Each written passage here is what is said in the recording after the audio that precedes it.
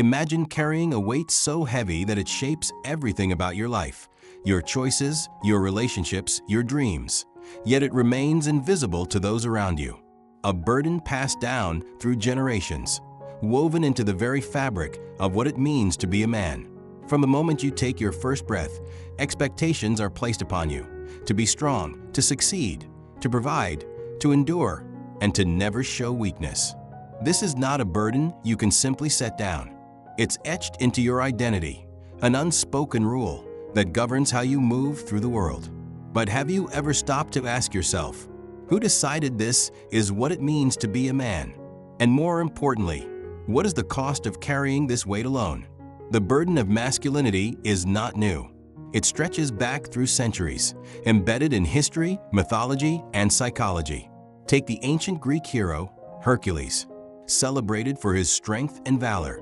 Yet his greatest struggle was the weight of the expectations placed upon him. He was a hero, but that was all he was allowed to be. Sound familiar?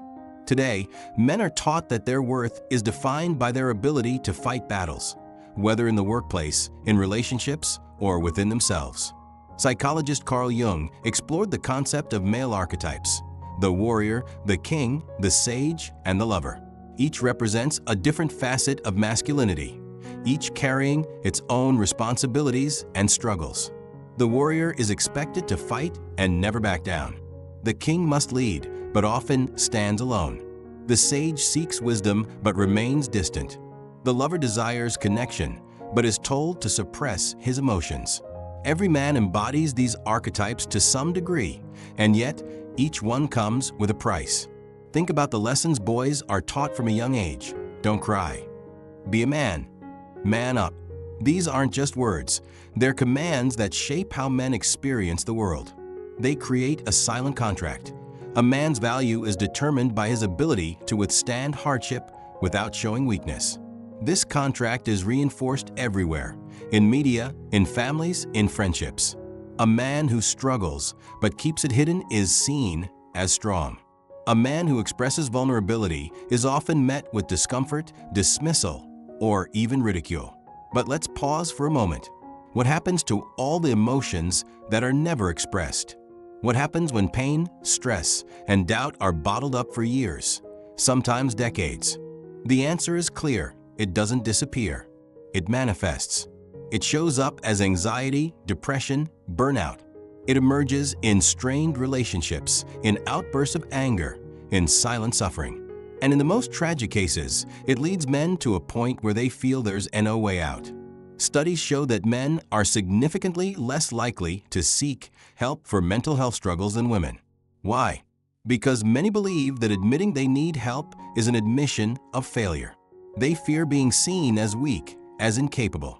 But here's the truth. Strength is not the absence of struggle. Strength is the ability to confront that struggle, to acknowledge it, and to grow through it. Imagine standing in a crowded room, surrounded by people, yet feeling completely alone. You wear a mask of confidence, success, and control, but underneath it all, you're exhausted. You wonder if anyone truly sees you, if anyone understands the weight you carry. And maybe, just maybe, you've convinced yourself that this is just how life is supposed to be.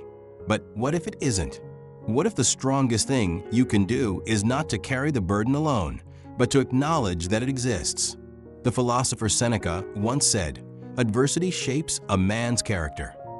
And while hardship can indeed build strength, there's a difference between resilience and suppression. There's a difference between being strong and being numb. So now, I want to ask you a question. What is the heaviest burden you carry that no one knows about? What is the weight you bear in silence? If you're willing, share your thoughts. You might be surprised to find that you're not alone. We're only beginning to uncover the deep layers of the male burden.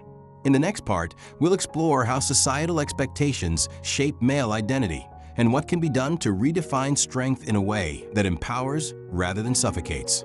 Since the dawn of civilization, men have been assigned roles that define their existence: the warrior, the provider, the leader.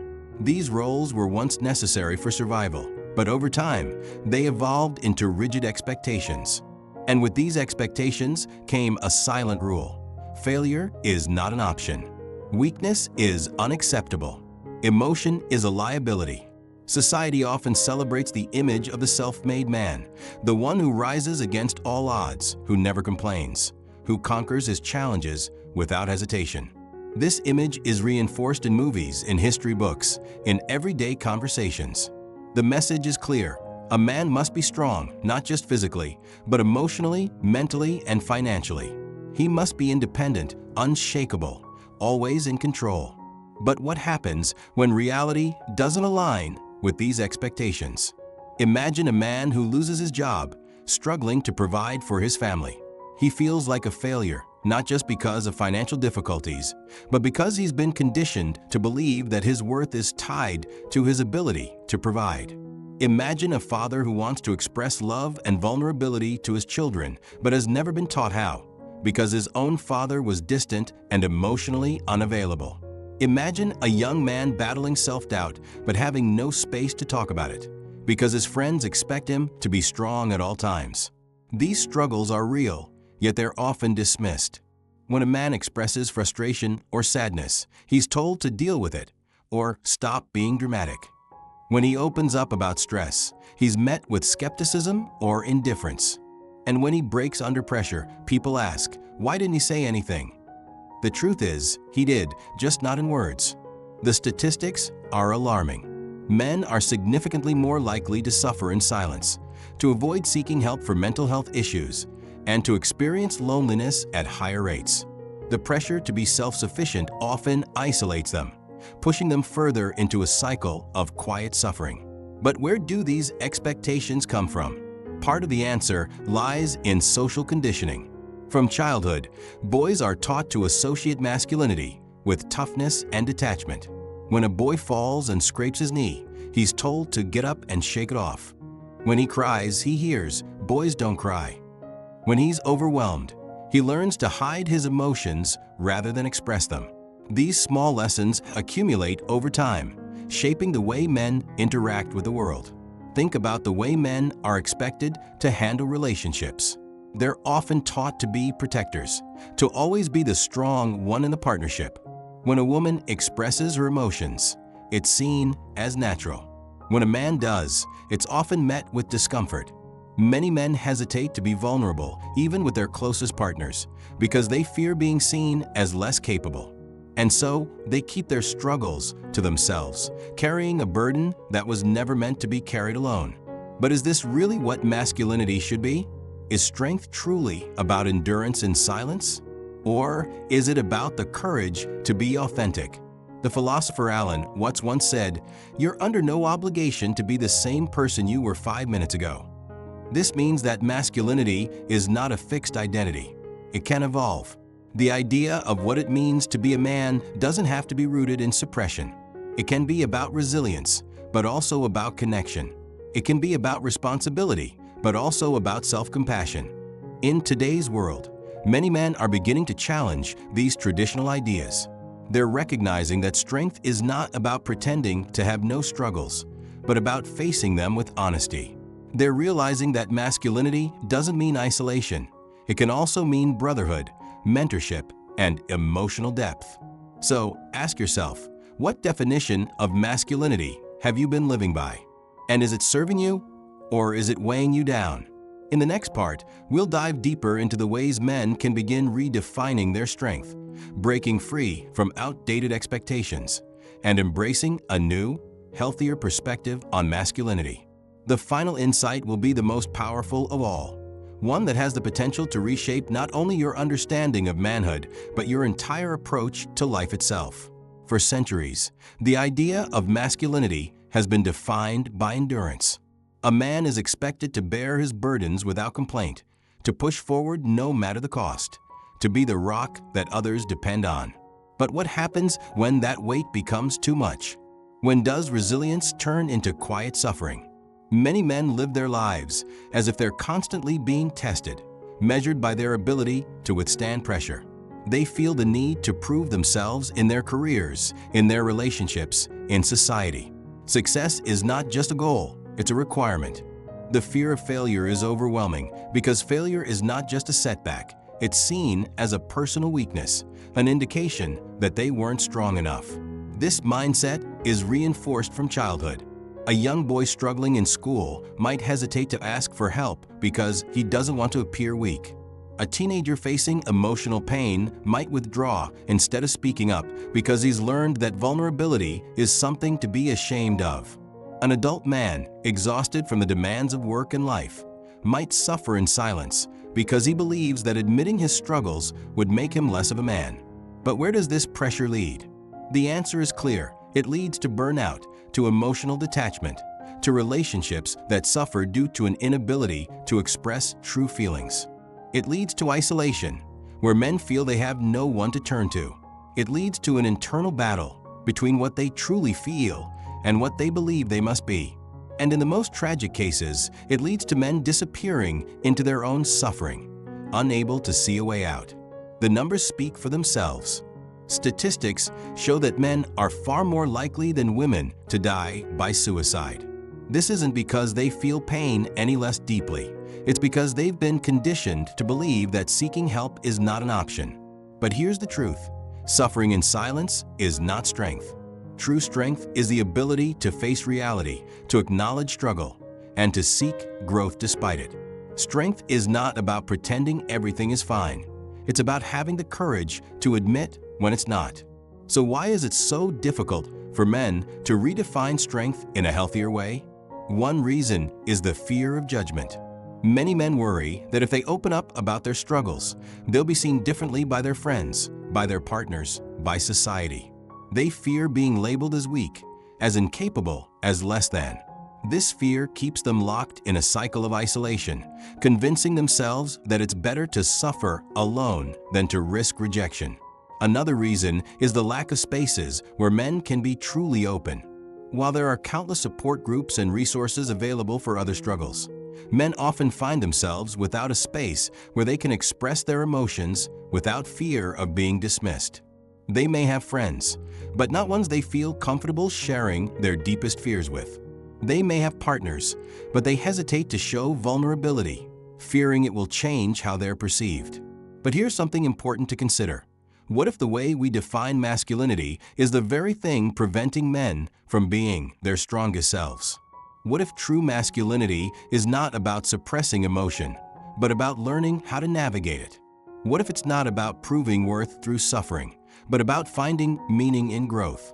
Psychologist Viktor Frankl, a survivor of the Holocaust, once said, "When we are no longer able to change a situation, we are challenged to change ourselves."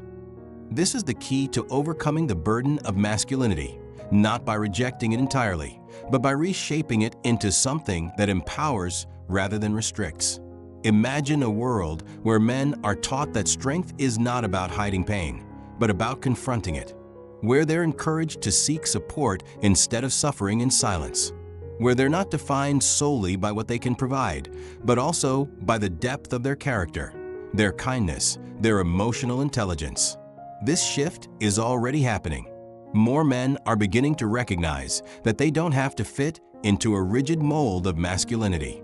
They're creating communities where openness is valued, where emotions are acknowledged rather than suppressed, where strength is defined not by how much they can endure alone, but by how willing they are to grow and evolve. And so, the question remains, how do you define your own strength? Are you carrying a burden that's no longer serving you? And what would happen if, instead of trying to carry it alone, you allowed yourself the freedom to share it? In the final part, we'll reveal the most powerful insight of all, one that has the potential to not only redefine masculinity, but to reshape the way you approach life itself. Stay with me, because what comes next is the most important revelation of all. For too long, men have been conditioned to believe that their value is measured by what they can endure. They've been told that they must be the providers, the protectors, the ones who never waver. But the truth is, this definition of masculinity is incomplete. It glorifies sacrifice, but neglects fulfillment. It demands strength, but ignores the cost. It praises resilience, but leaves no room for healing. So what is the way forward? How can men break free from the burden of unrealistic expectations without losing their sense of purpose? The answer lies in redefining masculinity, not by rejecting it, but by expanding it. The great philosopher Aristotle once said, "Knowing yourself is the beginning of all wisdom." And yet, for many men, self-knowledge has been neglected in favor of external validation. They've been taught to focus on achievement, on status, on financial success. But what about understanding their own emotions? What about their mental and emotional well-being? True masculinity is not about suppressing emotion. It's about understanding it. It's about recognizing that vulnerability is not a weakness, but a gateway to strength. It's about acknowledging pain, not as something to be hidden, but as something to be worked through. And perhaps most importantly, it's about connection. Think about this.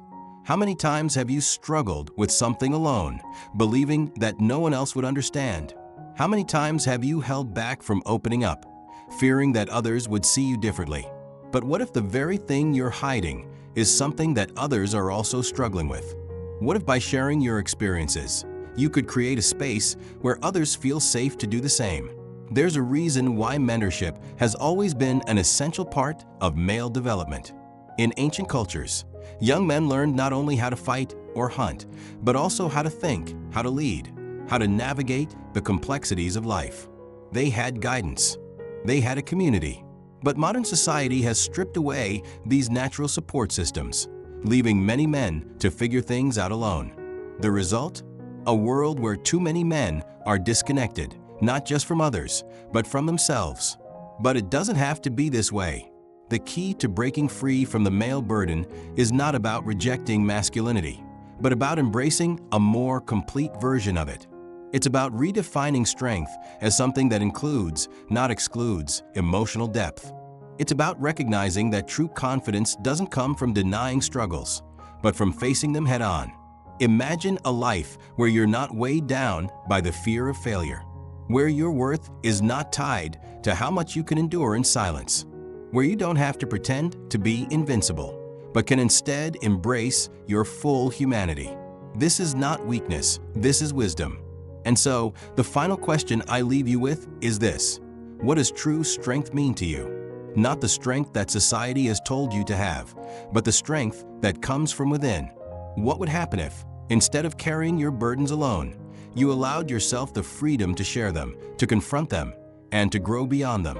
If this message resonates with you, take a moment to reflect. Share your thoughts. Start the conversation. Because the moment you realize that you don't have to carry this weight alone is the moment you begin to redefine what it truly means to be a man. Thanks for listening.